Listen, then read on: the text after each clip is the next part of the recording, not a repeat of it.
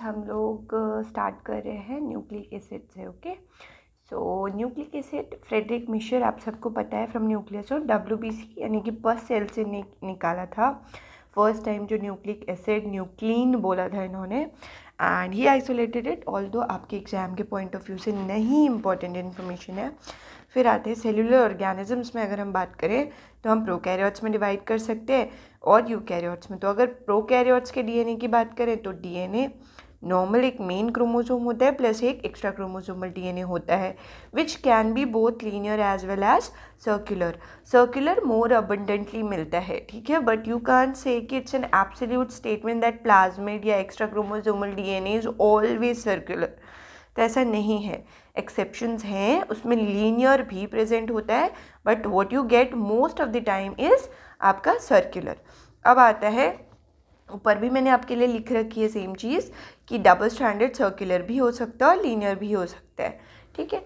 अब जो ये तो वैसे आप लोग को पता ही है, बट मेरी हैबिट तब क्या थी जब मैं पढ़ती थी, दैट आई यूज टू, जैसे अगर सडनली लग रहा है कि फॉस्फोडाइएस्टर बॉन्ड का नेचर क्या होता है ना, और उस टाइम पे आपको लॉजिक्स नहीं याद आ रहे, although I believe in concept, I believe in logic, but मैं वहाँ पे लिख लेती थी कि ठीक है फॉस्फोडाइएस्टर बॉन्ड जो है वो कोवेलेंट बॉन्ड है, या डाइसल्फाइड बॉन्ड क्या है, कोवेलेंट बॉन्ड है। मतलब ये पढ़ते पढ़ते आने वाले डाउट्स होते थे कि ठीक है इनमें कौन सा बॉन्ड बनेगा। जब भी हम न्यूक्लिक एसिड पढ़ेंगे तो हमें फॉस्फोडाइएस्टर बॉन्ड पड़ेगा, तो उस केस में वो कोवेलेंट बॉन्ड होता है, बस वो उसके लिए लिखी है इन्फॉर्मेशन।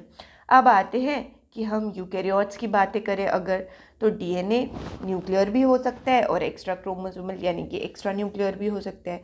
अब न्यूक्लियर में क्रोमोसोम में या फिर वो फॉर्म हो सकता है उसका in the form of circular structure, है ना।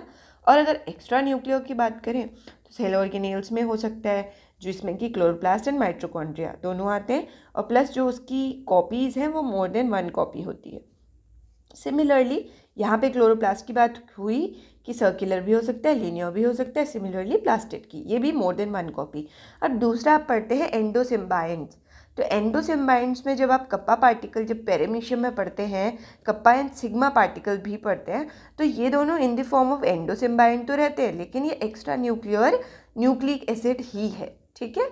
आप जब कॉन्सेप्ट पढ़ोगे तब अलग चीज़ है, लेकिन जब आप रिवाइज करते हो तो शॉर्ट नोट में आपको पता होना चाहिए। अब आता है न्यूक्लिक एसिड की बात।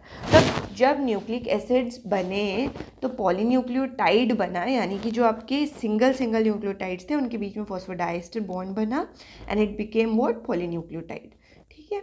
अब जो डीएनए होता है it acts as genetic material. RNA genetic material भी हो सकता है in case of RNA viruses या फिर वायरोइड्स के केस में, और नॉन जेनेटिक भी हो सकता है। जब वो नॉन जेनेटिक रोल करता है यानी कि वो आपकी इंफॉर्मेशन को from generation to generation pass नहीं करता, तो वो कुछ अलग रोल निभाता है। तो वो अलग में क्या क्या आते हैं, कैटालिटिक रोल अगर वो प्ले कर रहा है तो it's called as what, ribozyme. सबसे ज़्यादा फेमस राइबोजाइम ही हुए थे कि आपका RNA which act as a catalyst is called as ribozyme. Basically आपके एंजाइम क्या होते हैं, कैटलिस्ट होते हैं, किसी रिएक्शन को कैटलाइज करते हैं या रिएक्शन में मदद करते हैं कि उसकी एक्टिवेशन एनर्जी कम हो जाए उसे एग्जीक्यूट करने में। सिमिलरली राइबो आरएनए से यानी कि राइबो न्यूक्लिक एसिड प्लस जाइम एंजाइम वाला पार्ट, ठीक है। और सिमिलरली आरएनएज पी भी एक टाइप है जो कि आपका कैटालिटिक आरएनए होता है, ठीक है। अब बात करते हैं हम नॉन कैटालिटिक की। तो नॉन कैटालिटिक में कोडिंग भी हो सकते हैं जैसे कि हमारे एमआरएनए होता है, और नॉन कोडिंग भी हो सकते हैं। जब नॉन कोडिंग की बात आती है तो एमआरएनए को आप छोड़ दो, बाकी सब जो आरएनएज हैं जैसे टीआरएनए, आरआरएनए, एसएनओ न्यूक्लियर और न्यूक्लियोलर, यानी कि SNA small nuclear RNA, small nucleolar RNA है SNO RNA, SI small interfering RNA, और सिमिलरली एमआई आरएनए। ऐसे ही होता है आपका जिस्ट तो आप लोग को मेरे ख्याल से पता ही होगा, T6 और जिस्ट का मैंने एक पीएचडी इंटरव्यू क्वेश्चन डाला है, वो आप एक बार देख लेना, साइलेंसिंग का, बार बॉडी फॉर्मेशन का। और एक होता है जीआरएनए या गाइड आरएनए बोलेंगे इसको। अब बात करते हैं, जब हमने पॉलीन्यूक्लियोटाइड डिफाइन कर लिया तो उसका जो न्यूक्लिक एसिड यानी कि उसका जो मोनोमर होता है जो कि न्यूक्लियोटाइड से बना होता है, it is composed of what, nucleoside plus phosphate, है ना। न्यूक्लियोसाइड में शुगर होता है, नाइट्रोजनस बेसिस होते हैं। तो शुगर में अगर राइबोस शुगर होगी तो आरएनए होगा, और अगर डीऑक्सी राइबोस शुगर होगी तो डीएनए होगा। सिमिलरली नाइट्रोजनस बेसिस में PU stands for purine, purine में एडेनिन ग्वानिन होगा और पायरिमिडीन में TCU यानी कि थाइमिन, साइटोसिन और यूरासिल होगा। अब आते हैं इनके कॉन्स्टिट्यूएंट की बात करते हैं धीरे धीरे। अभी तक आप सिर्फ न्यूक्लिक एसिड पढ़ रहे थे, आप समझ गए कि it's a polymer of nucleoside and as well as your phosphate part. Phosphate part में आपको कुछ पढ़ना ही नहीं है। और nucleoside is made up of sugar as well as nitrogenous bases. तो पहले शुगर पढ़ते हैं, फिर नाइट्रोजनस बेसिस पढ़ते हैं। तो अगर शुगर की बात करें तो शुगर पोलर होती है लेकिन नॉन प्लानर होती है। पोलर आप समझते ही हो, लेकिन नॉन प्लानर अगर मैं समझाऊँ तो वो इस सिंगल प्लेन में उसके सारे एटम्स नहीं आते।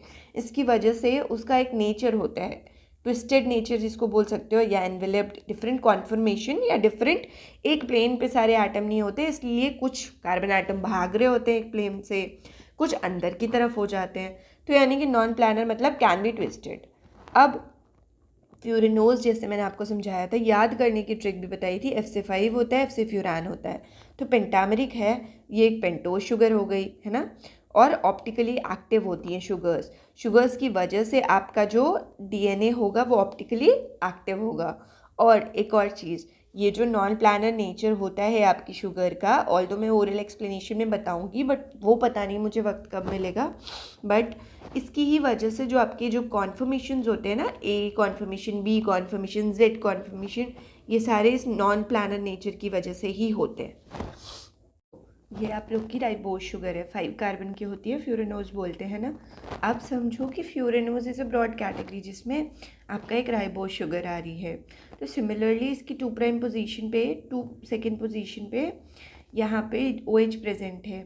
और ऐसे ही अगर वो OH एब्सेंट हो यानी कि O सिर्फ एब्सेंट हो तो डीऑक्सी, यानी कि ऑक्सीजन एब्सेंट है तो डीऑक्सी, अगर ऑक्सीजनेटेड होता तो ऑक्सी लिखा जाता।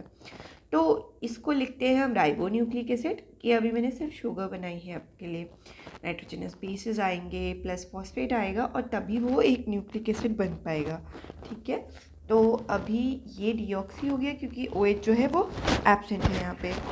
अब ये जो हमारा डीऑक्सी राइबोज है ना, ये कायरलिटी शो करता है 2 प्राइम H की वजह से भी, प्लस आपने अभी देखा था कि शुगर्स भी ऑप्टिकली एक्टिव होते हैं। अब ये आप बोलोगे कि 2 prime H how can it be a reason कि ये कायरलिटी शो करे।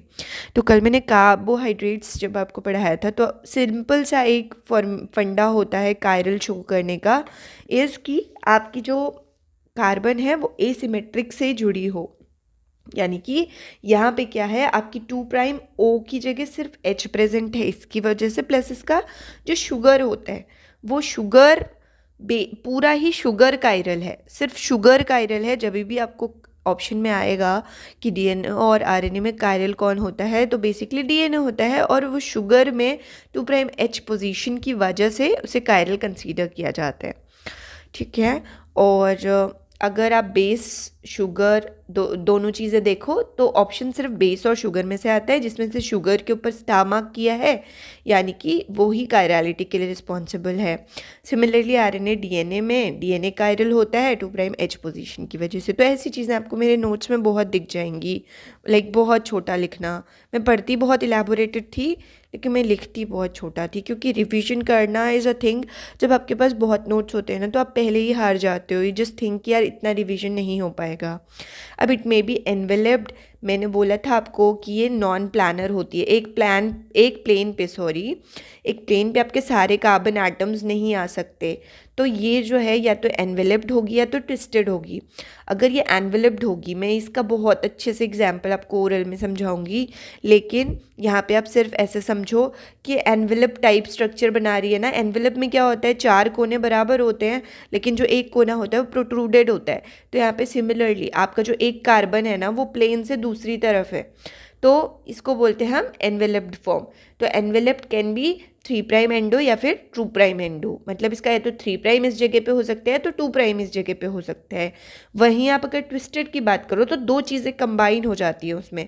अगर 3 प्राइम एंडो होगा तो 2 प्राइम एक्सो होगा, यानी कि 2 कार्बन्स जो है वो आउट ऑफ द प्लेन जाएंगे।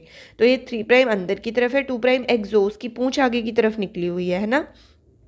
सिमिलरली 2' एंडो में ये एंडो की तरफ है, मतलब अंदर की तरफ जा रहा है, और 3' एक्सो बाहर की तरफ है।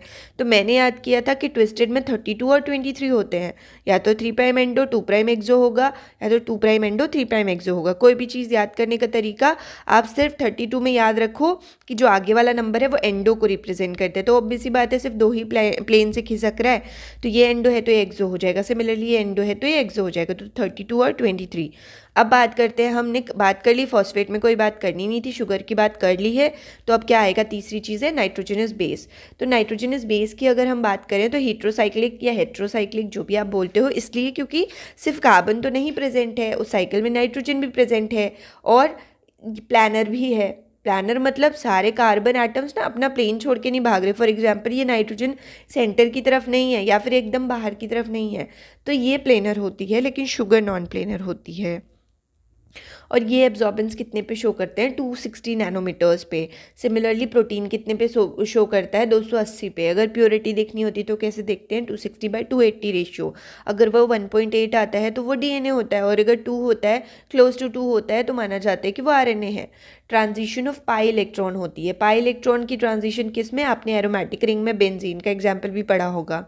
तो जब भी आपकी ये जो डबल बॉन्ड होता है, इसमें पाई बॉन्ड फॉर्मेशन होती है और उसी की ट्रांजिशन होती रहती है। ठीक है। अब प्यूरिन एंड पायरिमिडिन की बात करें, जो कि नाइट्रोजनस बेसिस हैं, तो ये नॉन पोलर हैं। जैसे शुगर आपका पोलर था, यानी कि आप पानी में डिज़ोल्व कर सकते हो ना शुगर को। और जहाँ की भी इन्फॉर्मेशन भूलनी नहीं है, आपने बायोकेमिस्ट्री के कार्बोहाइड्रेट में पढ़ा है कि म्यूटर रोटेशन होता है, यानी कि स्पेसिफिक रोटेशन चेंज हो जाता है एक्वा सोल्यूशन में। तो यानी कि शुगर जो है वो वाटर में डिज़ोल्व होती है, तो वही नेचर है पोलर होना, है ना। तो पोलर सॉल्वेंट के साथ इंटरेक्ट कर पाना इस पोलैरिटी। और नॉन पोलर की बात करें तो यहाँ पे वाटर इनसॉल्युबल है ये, और एरोमेटिक कंपाउंड है, तो इसके स्ट्रक्चर से भी दिख जाता है। अब अगर आपको इस बात पे कंफ्यूजन होती है कि इनके स्ट्रक्चर्स का क्या करना है, तो हाँ, आपको ये स्ट्रक्चर बनाना आना चाहिए। मैं समझती हूँ कि आना चाहिए। अगर ऐसे याद करना है तो आप ये समझो कि जिसकी स्पेलिंग छोटी है, for example purine is a very small spelling, है ना। तो इसमें 2 रिंग्स हैं, जिसकी छोटी स्पेलिंग है उसमें 2 रिंग्स हैं, लेकिन जिसकी बड़ी स्पेलिंग है उसमें सिर्फ एक ही रिंग है। अब सिर्फ 2 ही चीज़ें तो प्रेजेंट है, नाइट्रोजन और कार्बन। 9 मेंबर का है आपका प्यूरिन, उसमें से सिर्फ नाइट्रोजन की पोजीशन आप याद कर लीजिए, 1379। 9 मेंबर का है, 9 मेंबर की रिंग बनाइए। पहले 6 बेंजीन रिंग जैसे बनती है वैसे बनाइए, और 1 3 पे नाइट्रोजन कर दीजिए। उसके बाद 5 कार्बन की रिंग, यानी कि 1 2 3 4 और एक ये कॉमन जाएगा। तो 7 और 9 पोजीशन पे अगेन आपका नाइट्रोजन आएगा, तो नाइट्रोजन ऐड कर दीजिए। 9 मेंबर का है, 1379 पोजीशन पे नाइट्रोजन प्रेजेंट है। अब बात करते हैं पिरिमिडीन्स की। पिरिमिडीन्स में मैंने आपको बोला, हाँ, और ये भी बहुत लोग भूलते हैं, तो ए और जी। ए और जी को गा बोलते हैं बहुत लोग ए जी बोलते हैं। तो it's like adenine and guanine. तो जिनको अगर निमोनिक से याद नहीं होता तो वो सिंपल याद करें कि एडेनिन एंड गुआनिन है, बस। और इसको तो कट से याद किया जा सकता है ना, एजी कट भी बोलते हैं, लाइक आपको जो कंफर्टेबल हो, क्योंकि इन्फॉर्मेशन सिर्फ इतनी ही है, ये चेंज नहीं होनी, तो आप इसमें चाहे जो बनाना चाहो। पिरिमिडीन की बात करें तो पिरिमिडीन में सिमिलरली आपके पास कितने मेंबर्स हैं, टोटल 6 मेंबर्स हैं, है ना। और 1 3 पे यहाँ पे भी नाइट्रोजन है, यानी कि सिर्फ इसकी इतनी रिंग, लाइक इतना हटा दो आप, सिर्फ ये वाली रिंग जो है आपकी, वो पिरिमिडीन वाला स्ट्रक्चर हो जाएगा। लेकिन बॉन्ड डिफरेंट जगह हैं, बॉन्ड आप एक बार देख लेना, ये स्ट्रक्चर भी आप कंफर्म कर लेना एक बार, क्योंकि फाइनली ऐसे स्ट्रक्चर मैं बुक से देख के ही बनाती थी, लेकिन अपनी कॉपी में मैंने सिर्फ ये 1379 याद करने के लिए रखा है। क्योंकि जब आप एक फ्लो में रिवीजन करते हो तो you can't switch back and fourth कि यार अब बुक के पास जाएं, तो कॉपी होती है तो सिर्फ कॉपी ही होती है। तो नाइट्रोजन की बात करें तो 1 और 3, फर्स्ट और थर्ड पोजीशन पे नाइट्रोजन है। और इसका एक ये तो बहुत ही ज़्यादा हद कर दी मैंने। इसका एक CSIR में क्वेश्चन भी था कि ये वाला नाइट्रोजन प्रोटोनेट हो रहा है, तो प्रोटोनेशन का क्वेश्चन था, तो उसी से मैंने इसे स्टार मार्क कर लिया कि प्रोटोनेशन का इससे कोई रिलेशन है। वैसे भी प्रोटोनेशन जब होता है ना, मैंने नीचे क्वेश्चन दिया आपको, कट TCU, है ना, यूरेसिल जो है वो RNA में होता है और T और C जो है वो DNA में होते हैं। अब एक क्वेश्चन होता है कि जब आपका pH शिफ्ट किया जाएगा 7 से, अगर जो pH है वो चेंज करेंगे हम 3 की तरफ, यानी कि कम कर देंगे pH, तो एडिनोसिन क्या है, ये है ना।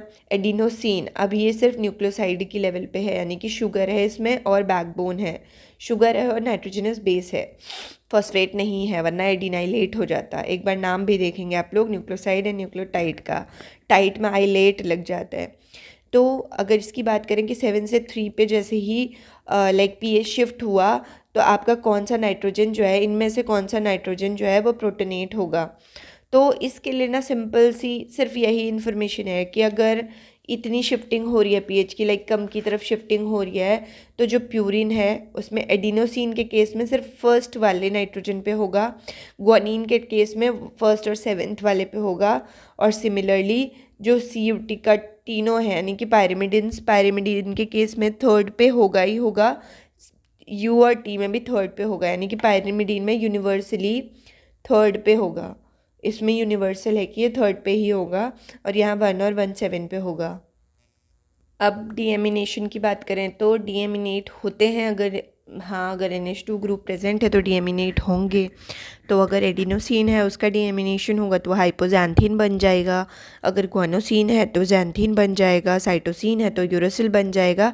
थायमिन में NH2 ग्रुप नहीं है, अमीनो ग्रुप नहीं है, इसलिए इसका डीएमिनेशन नहीं होता, ठीक है। अब स्ट्रक्चर ऑफ नाइट्रोजनस बेसिस ये आपको आने चाहिए, सिर्फ यही प्रैक्टिस तो करना है आपको, ये प्रैक्टिस करना है, प्यूरिन पायरिमिडिन करना है। जब आप ये प्रैक्टिस प्यूरिन पायरिमिडिन कर लोगे तो ये प्यूरिन ही तो हैं, तो एडेनिन और ग्वानिन का 6 अमीनो प्यूरिन हो जाता है, यानी कि 6 पोजीशन पे NH2 ग्रुप लगा है। Similarly guanine 6 oxy 2 amino purine है, यानी कि 6 और 2 AP। तो ये स्ट्रक्चर्स में बस थोड़ी सी स्लाइट मॉडिफिकेशन है, जब आप प्यूरिन पायरिमिडिन याद करोगे तो आप इसे भी कर लेना। साइटोसिन की बात करें तो 2 ऑक्सी 4 अमीनो पायरिमिडिन, बिकॉज ये बहुत सिली क्वेश्चन है, अगर ये आता है मान लीजिए आपके CSR में या फिर BRC में भी, मैच द फॉलोइंग में, तो लाइक आपको बुरा बहुत लगेगा क्योंकि आप घर से छोड़ के जा रहे हो। तो इसके केस में क्या है, 2 ऑक्सी है, 2O 4 AP 4 अमीनो प्यूरिन, यानी अमीनो पायरिमिडिन, सॉरी ये पायरिमिडिन का स्ट्रक्चर है। ऐसे ही 2,4 डाईऑक्सी पायरिमिडिन, सबसे इजी स्ट्रक्चर यूरेसिल का है, तो आप यूरेसिल का याद कर लो। पहले आप ये रिंग बनाना सीख लो, उसके बाद जो सब्सटीट्यूशन है वो आप कर लेना। 2,4 डाईऑक्सी 5 मिथाइल पायरिमिडिन, तो ये स्ट्रक्चर थायमिन का हो गया। अब आते हैं हम कि हाइड्रोजन बॉन्डिंग किस पे होती है, नाइट्रोजनस बेसिस पे, यानी कि ये तो हम सबको पता है ना कि A और T जो है वो डबल बॉन्ड बनाते हैं और G और C जो है वो ट्रिपल बॉन्ड बनाते हैं। चारगाफ ने अपना रूल भी दे दिया था इसके बाद। तो आपको ये पता होना चाहिए कि A पे कौन सा एटम इन्वॉल्व होता है और T पे कौन सी एटम यानी कि कौन सी पोजीशन इन्वॉल्व होती है। तो सिमिलरली आप उल्टा लिखोगे, इसकी ट्रिक ये है कि T और A लिखोगे और 46 31 लिखोगे, यानी कि T पे 4th और उसी टाइम A पे 6th पोजीशन, ठीक है। और ये क्योंकि पायरिमिडिन है और ये प्यूरिन है तो इनके रिस्पेक्टिव पोजीशन पे जो एटम प्रेजेंट होगा, जैसे आपको इस प्यूरिन के 6 पोजीशन पे नाइट्रोजन दिखेगा तो यहाँ पे नाइट्रोजन जुड़ेगा। इसी तरीके से 31, तो 46 और 31 आप लिख दोगे। T और A के लिए उल्टा लिखोगे, AT होता है ना ATGC, तो TA लिखोगे, 46 31 लिखोगे, और 46 31 22 सिर्फ ऐड करना है और उल्टा ही CG लिखना है। आई होप मैं जो बोल रही हूँ आपको समझ में आया, अगर नहीं आया तो 30 सेकेंड्स पीछे करके आप फिर से सुन लो। ओके, सो अब हम पढ़ रहे हैं न्यूक्लियोसाइड को, है ना। तो न्यूक्लियोसाइड्स मैंने बता दिया कि अभी तक सिर्फ शुगर और बेस आपके जुड़े हैं, और शुगर और बेस में आपके फॉस्फोडाइस्टर बॉन्ड बनने का भी सवाल नहीं आया है। Phospho, right, phospho like phosphate ही नहीं आया तो फॉस्फोडाइस्टर बॉन्ड, तो अभी फॉस्फोडाइस्टर बॉन्ड की फॉर्मेशन नहीं हुई है, अभी सिर्फ शुगर और बेस के बीच में ग्लाइकोसिडिक बॉन्ड की फॉर्मेशन हुई है। और उसका जो कॉन्फर्मेशन आप कह सकते हो दैट इज़ बीटा कॉन्फर्मेशन, ठीक है। अब अल्फा और बीटा अपने एनोमर्स पढ़े हुए हैं कार्बोहाइड्रेट के, सिमिलर है, ये बीटा फॉर्म ही है। अब अगर बात करें हम प्यूरिन के साथ, तो जब शुगर के साथ नाइट्रोजनस बेसिस कंबाइन होते हैं ना, तो 2 कॉन्फर्मेशन ली जा सकती है, anti form as well as syn form. जैसे आप अपने बचपन में आइसोमर्स पढ़ते थे, लाइक बचपन में नहीं 12th में, तो सिस फॉर्म पढ़ते थे, आप ट्रांस फॉर्म पढ़ते थे, है ना। तो similarly this is syn form and anti form. तो मैं बताती हूँ कि डिफरेंस किस लेवल पे है। डिफरेंस इस बेंजीन रिंग के लेवल पे है।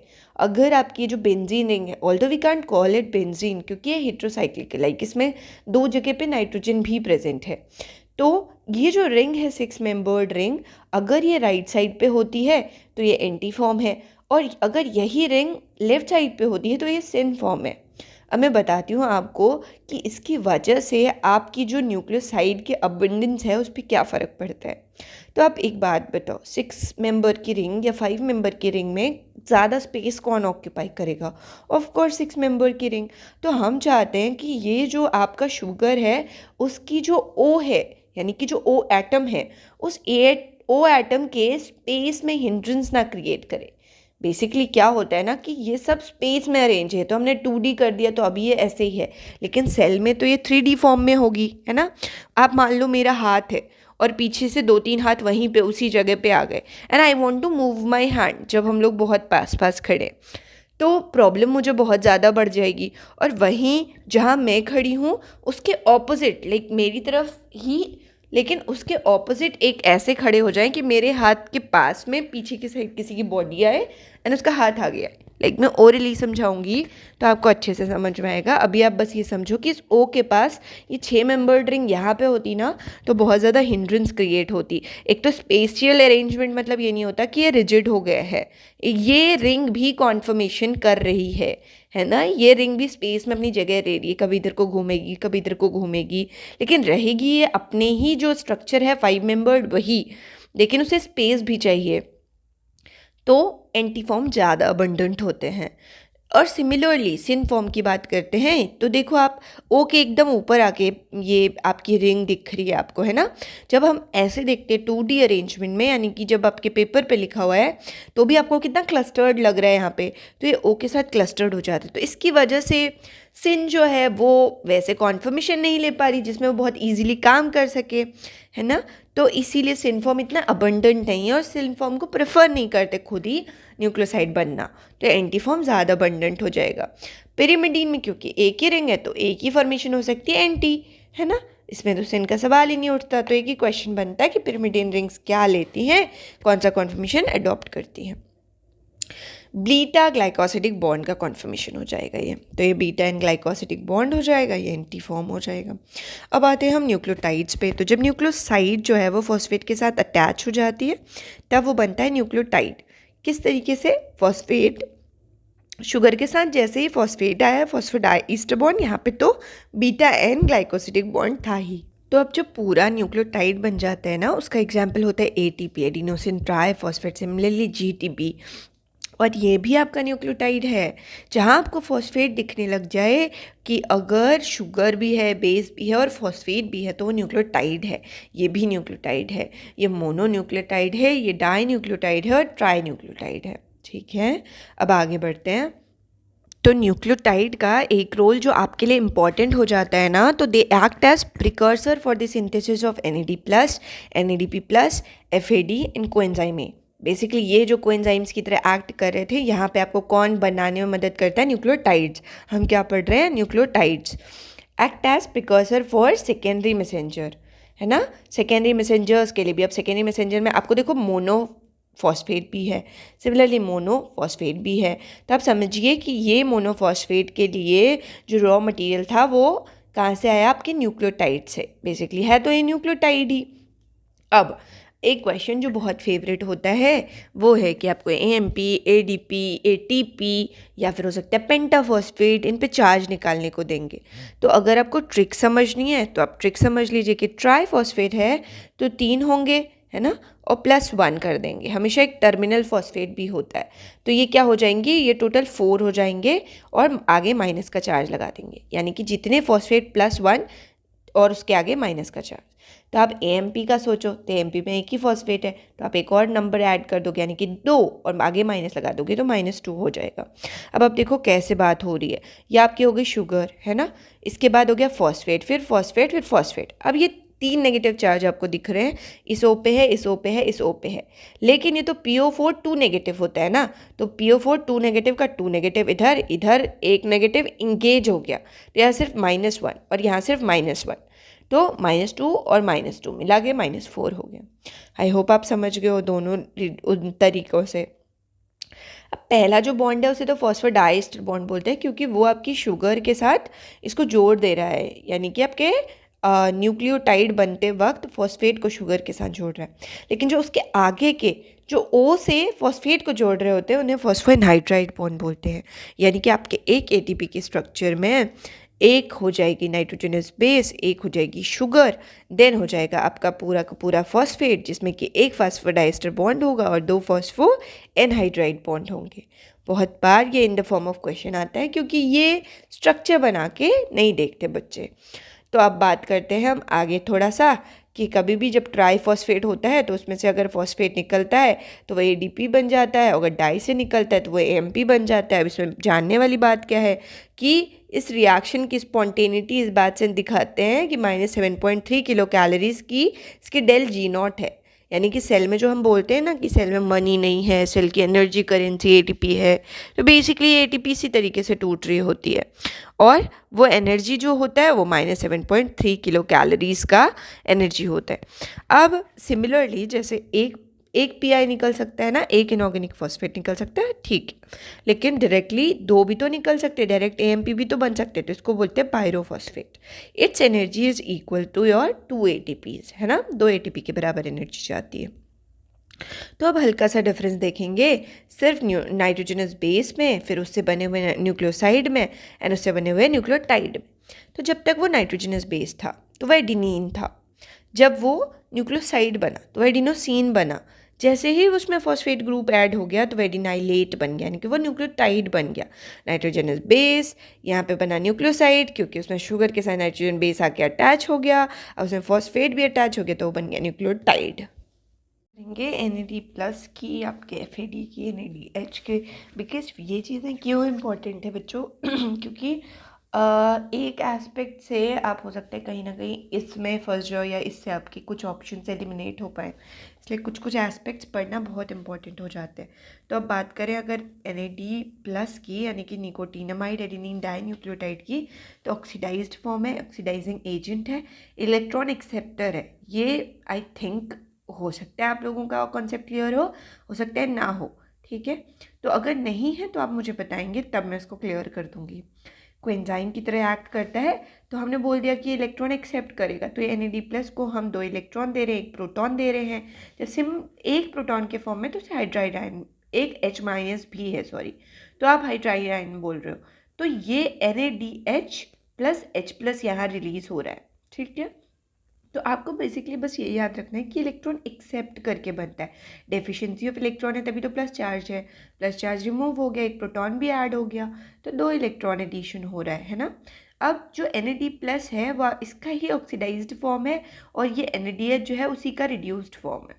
जहाँ NAD+ एक्सेप्ट करता है वहाँ NADH डोनेट करता है, ठीक है। अब ये जो है कैटाबोलिक रिएक्शंस में यूज़ होता है और ये जो है एनाबोलिक रिएक्शंस में यूज़ होता है।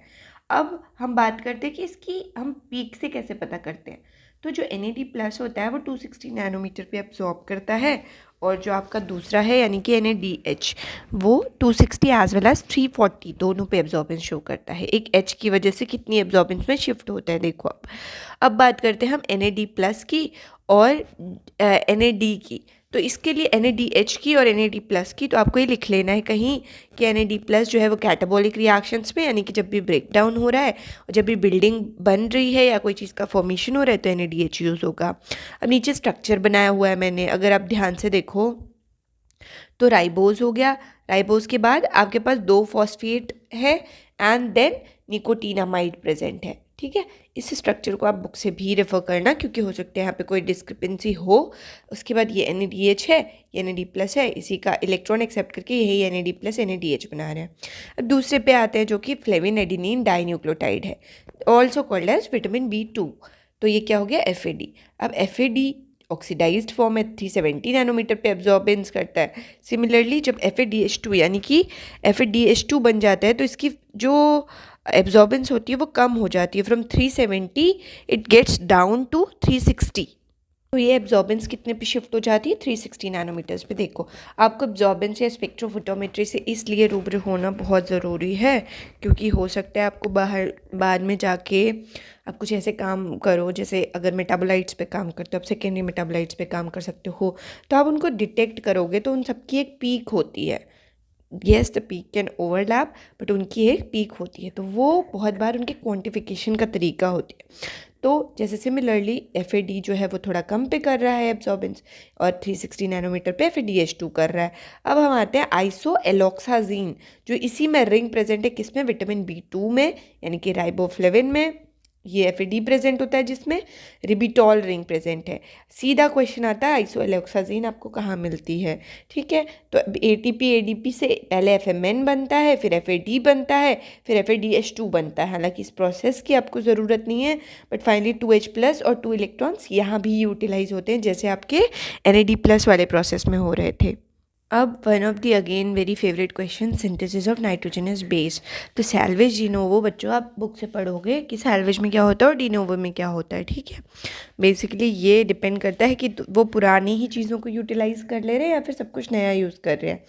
तो उसी पे है, सैल्वेज पुरानी चीज़ें यूटिलाइज करते हैं और डिनोवो नया यूज़ करते हैं। पर ये आपको इसके एंजाइम्स भी पढ़ने पड़ेंगे, यानी कि metabolism is an important aspect. Pyrimidine ring की बात करें तो इसमें डिफरेंट कार्बन नाइट्रोजन के अलग अलग सोर्स है। जैसे सेकेंड कार्बन थर्ड नाइट्रोजन आता है कार्बोमोइल फॉस्फेट से, वहीं जो आपके 1 6 5 4 पोजीशंस पे चाहे कार्बन हो चाहे नाइट्रोजन हो, उनका सोर्स क्या है, एस्पार्टेट। तो सिर्फ दो ही सोर्सेज है, C2N3 का क्या है, कार्बोमोइल फॉस्फेट, रेस्ट 1 6 5 4 का क्या है, एस्पार्टेट। प्यूरिन रिंग का आप थोड़ी ज़्यादा याद करना पड़ जाता है, क्योंकि N1 एस्पार्टेट से आ रहा है, C6CO2 से आ रहा है, C8C2 from N formal NFTHF, यानी कि फॉर्मिल टेट्राहाइड्रोफोलेट। N3 N9 जो है वो ग्लूटामीन से आ रहा है, और C4 C5 और N7 ग्लाइसिन से। ये देखो आप, मैंने बगल में लिखा है कि 27C, मतलब C पार्ट में 27 नंबर का क्वेश्चन था और 2011 जून का क्वेश्चन था, ठीक है। तो जब मैं CSIR के लिए प्रिपेयर कर रही होंगी तो मैंने सीधे डाल दिया, just to remind myself कि यार ये कॉन्सेप्ट इंपॉर्टेंट हो जाता है। Chargaff's rule. अब चारगाव्स रूल आप सबको आता है। अरविंद चारगाव जो थे उनने 2 रूल्स दिए थे, तो उन 2 रूल्स को देने का मकसद सिर्फ ये था कि वो बता सकें कि जो DNA के बॉन्ड्स होते हैं वो A डबल बॉन्ड क्यों बनाता है और G ट्रिपल बॉन्ड क्यों बनाता है, ठीक है। तो फाइनली उनने क्या बोला कि जो G होंगे जितने, उतने ही number of G is equal to number of C होगा, और ऐसे ही number of A is equal to number T होगा।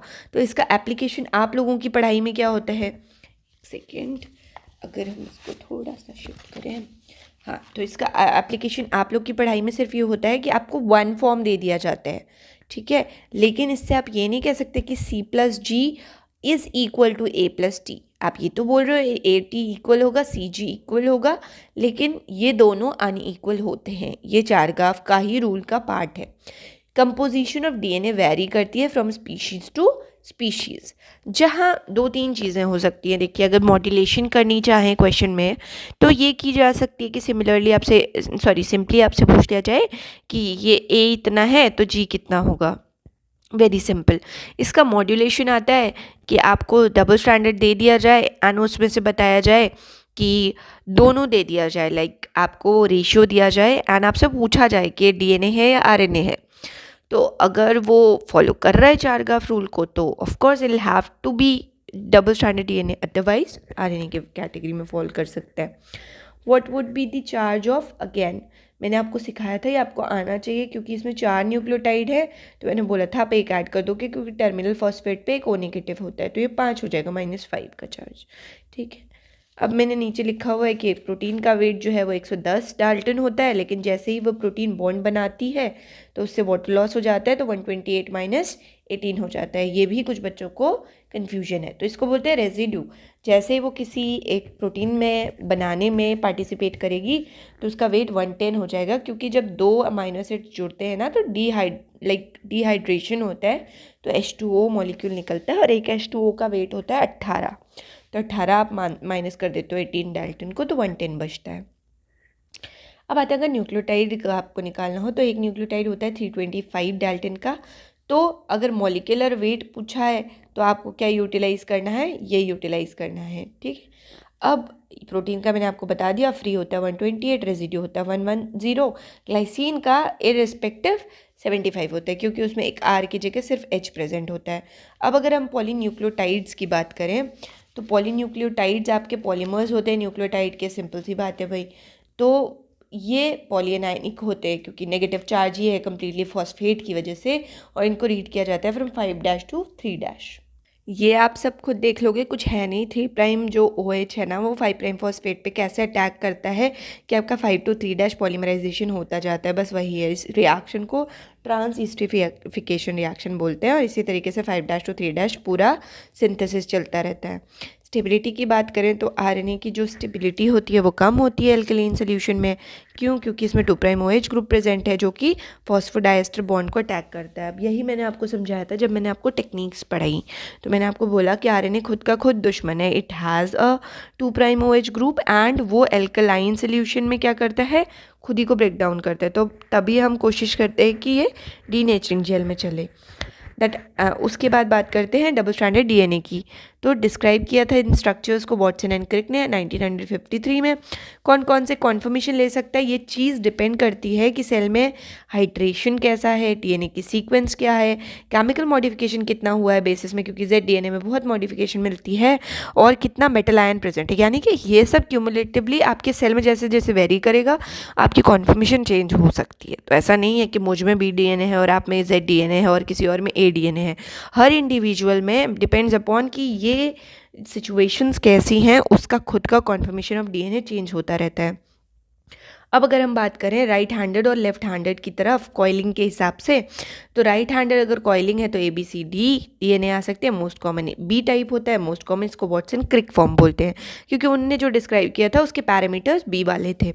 लेफ्ट हैंडेड अगर होगी कॉइलिंग तो ये ZDNA या ZDNA बोलोगे आप इसको। 18 एंगस्ट्रॉम का होता है, थोड़ा पतला होता है BDNA से। ये सिर्फ 18 एंगस्ट्रॉम का डायमीटर कैरी करता है और ये 20 का कैरी करता है। ऑब्वियस सी बात है ZDNA से पतला होगा। B फॉर्म ऑफ DNA की बात अगर कर ली जाए तो हमारी जो फिजिकल pH होती है फिजियोलॉजिकल 7.4 से 7.6, तो इस पे प्रीडोमिनेटली आपकी B फॉर्म मिलती है। एंटी पैरेलल हाइड्रोजन बॉन्डिंग होती है, तो आप सबको पता है। शुगर की बात करें तो शुगर पकर्ड होती है, पकर्ड यानी कि नॉन प्लानर नेचर, अपनी जो प्लेन है उससे या तो अंदर या तो बाहर या तो दोनों चीज़ें हो सकती है, यानी कि या तो ट्विस्टेड हो सकती है तो एनवेलप हो सकती है। तो 2' एंडो प्रेजेंट होती है आपकी BDNA में। ग्लाइकोसिडिक बॉन्ड की बात करें तो एंटी क्योंकि स्टेबल भी है। मेजर ग्रूव ब्रॉड होता है, माइनर ग्रूव नैरो होता है। अब आपको ये चीज़ ब्रॉड डीप नैरो डीप ये एक बार मेजर माइनर ग्रूव का कंफर्म करना है क्योंकि मैंने यहाँ पे कट कर रखा है और अभी मुझे बिल्कुल याद नहीं। हेलिक्स की डायमीटर की बात करें तो 2 नैनोमीटर लिखो या फिर इंटू 10 कर दो तो एंगस्ट्रॉम बन जाता है, 20 एंगस्ट्रॉम हो गया। 10.4 बेस पेयर पर हेलिकल टर्न। एक टर्न में कितने बेस पेयर? 10.4। 10 पूरे आ रहे हैं और अगले का 40% आ रहा है। ये मैं आपको ओरली समझा दूंगी, अभी आप सिर्फ नोट्स की चीज़ें पढ़ें। हेलिक्स राइज की बात करें तो 3.32 एंगस्ट्रॉम का, जैसे आपने उसमें पढ़ा था अमीनो एसिड्स में 1.5 का और 3.5 का, यानी कि 0.15 नैनोमीटर्स का और 0.35 नैनोमीटर्स का। ZDNA की बात कर लें तो लेफ्ट हैंडेड हेलिकल नेचर होता है, जिगजैग मैनर होता है, इसमें माइनर ग्रूव होता है लेकिन मेजर ग्रूव कंप्लीटली एब्सेंट होता है। डायमीटर बहुत कम है, 18 एंगस्ट्रॉम है। ग्लाइकोसिडिक बॉन्ड दोनों फॉर्म में मिलेगा, सिन और एंटी। शुगर पकर्ड होती है लेकिन 2' एंडो 3' एंडो दोनों प्रेजेंट होती है। बहुत फेवरेट क्वेश्चन है, आप DBT पढ़ रहे हो, आप IGMR पढ़ रहे हो, चाहे आप CSIR पढ़ रहे हो, ये क्वेश्चन आना ही है। लाइक मैच द फॉलोइंग में आ जाएगा, वरना आपको स्टेटमेंट्स के फॉर्म में आ जाएगा, वरना B में आ जाएगा, B पार्ट में। तो अब बात करते हैं हम कि 2' एंडो इस तरीके का इसका दिखेगा, नीचे आप देखो, और इसका 3' एंडो इस तरीके का दिखेगा। अब अगर अल्टरनेट प्यूरिन पायरिमिडीन प्रेजेंट है किसी सीक्वेंस में तो कौन सा करेगा वो, या फिर बहुत ज़्यादा मिथाइलेटेड है तो वो Z फॉर्म करेगा, ठीक है। सिमिलरली अब अगर यहाँ आते हम तो ये इसका मेजर ग्रूव, ये स्ट्रक्चर आप ऐसे समझ जाओगे, मैं अदरवाइज पूरा ग्रूव समझा दूंगी उसके लाइक ओरली आपको बना के। अब आता है इसी में A और Z जो है, A and Z form most well known है, हमको सबसे ज़्यादा इन्हीं के बारे में पता है। और angle of interaction between base pair results in major and minor grooves, मतलब आपस में ना इनकी टिल्टिंग कैसे हो रही है एक दूसरे के ऊपर, कैसे सीढ़ी की तरह अरेंज है या कैसे अरेंज है, उसी के बेसिस पे इनमें क्या होते हैं, मेजर और माइनर ग्रूव्स हो जाते हैं। अब जो मिथाइलेशन है वो बहुत ज़्यादा होगी तो भी Z कॉन्फर्मेशन आएगा, तो आप देखो मिथाइलेशन है, नेगेटिव सुपर कॉइलिंग होगी तो भी Z फॉर्मेशन आएगा, सॉल्ट ज़्यादा होगा तो भी Z आएगा। तो ये कॉन्फर्मेशन एक तरीके से स्ट्रेस के टाइम पे भी बन सकती है। अगर ट्रिपल स्टैंडर्ड की बात करें हम, तो ट्रिपल स्टैंडर्ड में ना आपको पैरेलल बेस पेयरिंग भी मिलती है। आप ध्यान से सोचना, तो आपको इसमें पैरेलल बेस पेयरिंग भी मिलती है। प्योर इनरिच होगा anti parallel, reverse oxygen pyrimidine rich होगा तो पैरेलल। देखो आप पैरेलल बॉन्ड मिल रहा है, तो आप ये नहीं कह सकते कि डीएनए में कहीं पे पैरेलल बॉन्ड नहीं होता। जैसे ही डीएनए ट्रिपल स्टैंड हुई तो एक जो आपका स्टैंडर्ड जिसको आप मान रहे हो उसके कंपैरिजन में अगर दूसरा पायरिमिडीन रिच हुआ तो पैरेलल बॉन्ड बनेगा। अब देखो कंपेयर किसको करना है, तो ये नॉर्मली पायरिमिडीन रिच था ही, उसका दूसरा बॉन्ड फिर से पायरिमिडीन रिच हो गया, तो ये 3' to 3' है, ये भी 3' to 3', ये 5' to 3' है, सॉरी ये 3' to 5' है। अब जो ट्रिपल स्टैंड आया थर्ड स्टैंड पहली चीज़ तो मेजर ग्रूव में उसको फंसाया जाता है, और दूसरा अब इस थर्ड स्टैंड के साथ नॉन स्टैंडर्ड बेस पेयरिंग होती है, जिसे कि जिसे कि हुक्सटीन बोलते हैं। ये पैरेलल बात हो रही है, जब तक वो पैरेलल है उसे हुक्सटीन बोलेंगे, जैसे ही वो रिवर्स हुक्सटीन होएगा तो वो एंटी पैरेलल हो जाएगा। ट्रिपल हेलिक्स में एक चेन के अंदर यानी कि दो चेन्स के बीच में भी बॉन्ड मिल सकते हैं, और एक चेन खुद ही ट्विस्ट कर रही है तो इंट्रा चेन बॉन्ड भी मिल सकते हैं। Intra molecular triplex could form within a single homopyrimidine, और इसमें होमोपायरिमिडीन में भी बन सकता है अगर डुप्लेक्स रीजन प्रेजेंट हो सुपरकॉइल डीएनए में। तो अब आते हैं हम क्वाड्रुप्लेक्स की बात। अगर थर्ड स्ट्रैंड हाँ देख लो प्यूरिन रिच होगा तो एच डीएनए बोलेंगे anti parallel Hoogsteen base pairing. Pyrimidine rich होगा H prime DNA Hoogsteen base pairing जो है वो पैरेलल होएगी। अब 3 स्ट्रैंड की बात हो गई, अब 4 स्ट्रैंड की बात करेंगे। क्वाड्रुप्लेक्स फॉर्म ऑफ डीएनए, तो जी क्वाड्रुप्लेक्स बोलते हैं, 4 स्ट्रैंड्स होते हैं occur in case of DNA and RNA both. और इसमें एक स्ट्रैंड हो सकते हैं, 2 हो सकते हैं, 4 हो सकते हैं। एक ही खुद में घूम जाए इंटरचेन बॉन्डिंग बना दे, 2 स्ट्रैंड जो है आपस में ही बॉन्ड बना ले, 4 स्ट्रैंड होंगे तो बन ही सकता है। अब बात करते हैं स्ट्रैंड जो है इसके केस में जी क्वाड्रुप्लेक्स इसलिए बोलते हैं क्योंकि जी रिच होता है। अब रिपीट्स की बात होएगी। रिपीट्स में आपके पास बहुत तरीके के रिपीट्स हो सकते हैं, तो पहले डायरेक्ट रिपीट की बात करते हैं। Direct repeat, inverted repeat, palindromic repeat, mirror repeat, hairpin और क्रूसीफॉर्म। जब डायरेक्ट रिपीट है तो आप देखो AGCT लिखा है, उस तरफ से भी पढ़ोगे तो AGCT लिखा है, मतलब जैसा यहाँ है वैसा यहाँ रिपीट हो रहा है, या फिर जैसा इस 5' एंड पे है वैसा इस 5' एंड पे है। AGCT इधर से पढ़ो AGCT, है ना, TCGA TCGA। इन्वर्टेड रिपीट्स की बात करें तो यहाँ पे क्या है ATCG। अब C और G की पोजीशन बदल दो, यानी कि यहाँ G कर दो यहाँ C कर दो, तो क्या हुआ है यहाँ G आ गया, यहाँ C आ गया, यहाँ A आ गया, यहाँ T आ गया, यानी कि AT की पोजीशन रिप्लेस हुई, GC की रिप्लेस हुई। अगर सिमिलरिटी यहाँ से देखनी है तो आपको ATCG और ATCG, लेकिन इन्वर्ट कहाँ पे हुआ है, यहाँ पे हुआ है अपने ही सिंगल स्ट्रैंड में। पैलिंड्रोम्स आपको अच्छे से पता है, जो दो ओरिएंटेशन सेम रखे लेकिन पढ़ा सेम जाए। अगर ओरिएंटेशन सेम रखें तो पढ़ा सेम जाए, इसलिए पैलिंड्रोम्स बोलते हैं। मिरर एक जैसे सीक्वेंस, जैसे ATCG है ना, तो ये हो गए कैसे मिरर रिपीट्स। हेयरपिन की बात करें तो हेयरपिन तो आपको पता ही है, हम बोलते हैं ना स्टेम लूप स्ट्रक्चर, तो इसमें सिर्फ स्टेम में जो है वो कॉम्प्लीमेंटेरिटी होती है और लूप रीजन जो है वहाँ पे कोई पेयरिंग नहीं होती है। ठीक है, तो ये स्ट्रक्चर्स कब बनते हैं, जब आपके ट्रांसक्रिप्शन वाले प्रोसेस में स्टॉप लाना होता है। सिमिलरली क्रूसीफॉर्म तो एक्स शेप का हो जाता है, cruciform cross shape, x shape, तो ऐसे रिपीट्स ऐसा स्ट्रक्चर बना ले तो उसे क्रूसीफॉर्म रिपीट बोल देंगे। स्टेबिलिटी पे है ना, तो स्टेबिलिटी डबल स्ट्रैंडेड डीएनए की, मतलब अभी डीएनए की सिर्फ बात हो रही है, लाइक मीडियम जिसमें कि वो प्रेजेंट है, जैसे कि सेल के अंदर वाटर है, न्यूक्लियस हो गया, न्यूक्लियस के अंदर डीएनए है, तो सराउंडिंग में वाटर तो प्रेजेंट है ही है, तो आप वाटर को कंसिडर करोगे। तब एच बॉन्डिंग की बात हो रही है, यानी कि हाइड्रोजन बॉन्डिंग। तो इंटरनल तो आपको पता ही है, नाइट्रोजनस बेसिस जो है वो बॉन्ड बनाते हैं, A+T और G+C। साथ ही साथ होती है एक्सटर्नल हाइड्रोजन बॉन्डिंग, जो कि सारे polar atoms of sugar phosphate की बैकबोन मिलके बनाते हैं वाटर के साथ, जो कि सराउंडिंग वाटर है। जो आप बोलते हो सेल में 70% पानी है, तो वो यही पानी है। उसके साथ इंटरेक्शन की बात हो रही है। स्टैकिंग इंटरेक्शन की बात करते हैं। स्टैक मतलब गट्ठर, यानी कि एक के ऊपर एक चीज़ प्रेजेंट होना। तो कोर जो होता है हेलिक्स में, वहाँ पे स्टैकिंग इंटरेक्शंस है। यही नाइट्रोजनस बेसिस की बात हो रही है, तो वो हाइड्रोफोबिक होते हैं, उनमें वेन डेर वाल इंटरेक्शंस और डाइपोल इंटरेक्शंस प्रेजेंट होते हैं।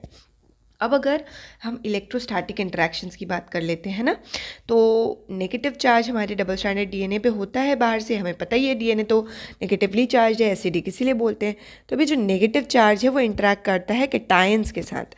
सोल्यूशन में जो कैटायंस होते हैं जैसे मैग्नीशियम आयन हो गया, अब ये मैग्नीशियम आयन वगैरह चाहिए हमेशा होते हैं, डीएनएज को भी चाहिए होते हैं, तो ऐसे हमारा जो डीएनए है वो भी मैग्नीशियम आयन के साथ इंटरेक्ट करता है। बेसिकली नेगेटिव चार्ज है इसलिए पॉजिटिव से इंटरेक्ट करते हैं। अब बात करते हैं डीनेचुरेशन की, यानी कि डबल स्ट्रैंडेड में है उससे सिंगल स्ट्रैंडेड बनाना वो होता है मेल्टिंग या डीनेचुरेशन। सिमिलरली उल्टा, यानी कि सिंगल से double stranded banana is annealing या रीनेचुरेशन। यही सब कॉन्सेप्ट यूज़ करके तो आपके पास पीसीआर का जो पूरा प्रोसीजर था वो आ पाया। अब बात करते हैं इसी की, तो डिस्ट्रप्शन ऑफ हाइड्रोजन बॉन्ड जो कि आपका नॉन कोवेलेंट बॉन्ड है as well as stacking interaction. Denaturation cause by agent, अब वो एजेंट को क्या बोलते हैं? Denaturing agent. नॉर्मल सी बात, फिजिकल भी हो सकता है केमिकल भी हो सकता है। फिजिकल में मेल्टिंग टेम्परेचर यानी कि हाई टेम्परेचर दे दें, वही यूटिलाइज होता है पीसीआर में। केमिकल की बात करें तो यूरिया दें, चाहे एसीटोन दें, यूरिया देंगे हाइड्रोजन बॉन्ड डिस्टर्ब हो जाएंगे, एसीटोन देंगे तो वो ऑर्गेनिक सोल्यूशन की तरह काम करता है। इसका आपको पता ही है कि लाइक डिजोल्व्स लाइक, तो हाइड्रोफोबिक फोर्सेस पे काम कर लेगा। डिनेचरिंग एजेंट में मैंने सीधा लिखा है टेम्परेचर, पीएच और आयनिक स्ट्रेंथ होती है। अब जो नाइट्रोजन बेसेस होते हैं ना वो नॉन पोलर होते हैं, ये सारी इन्फॉर्मेशन मैं पहले आपको बता चुकी हूँ। और जो ऑर्गेनिक सॉल्वेंट होता है वो भी तो नॉन पोलर होता है। तो नॉन पोलर जो सॉल्यूट है वो बेसिस मिक्स करके नॉन पोलर सॉल्वेंट के साथ स्टैकिंग या हाइड्रोफोबिक इंटरेक्शन को डिस्ट्रॉय कर देते हैं। तो अब थोड़ा सा अगर आगे बढ़ जाएं हम लोग तो मेल्टिंग पे बात करते हैं, melting of double stranded DNA. तो एक्सट्रिंसिक जो फैक्टर्स होते हैं वो हो जाएंगे पीएच, बाहर क्या सॉल्ट का कंसंट्रेशन यानी कि आयनिक स्ट्रेंथ क्या है सेल के बाहर। इंट्रिंसिक में आता है जीसी कंटेंट ऑफ डीएनए, अगर जीसी ज़्यादा तो ट्रिपल बॉन्ड बनाता है, उसको तोड़ना मुश्किल है, तो मेल्टिंग टेम्परेचर ज़्यादा। मेल्टिंग टेम्परेचर निकालने का फॉर्मूला होता है 2 × A + T + 4 × G + C, यही फॉर्मूला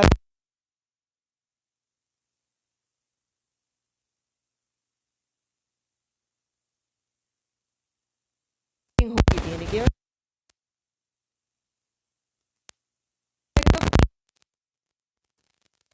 यानी कि मोर देन 10 है तो नाइट्रोजनस बेस का डीप्रोटोनेशन हो जाएगा, यानी कि उसमें जो हाइड्रोजन है वो डीप्रोटोनेट मतलब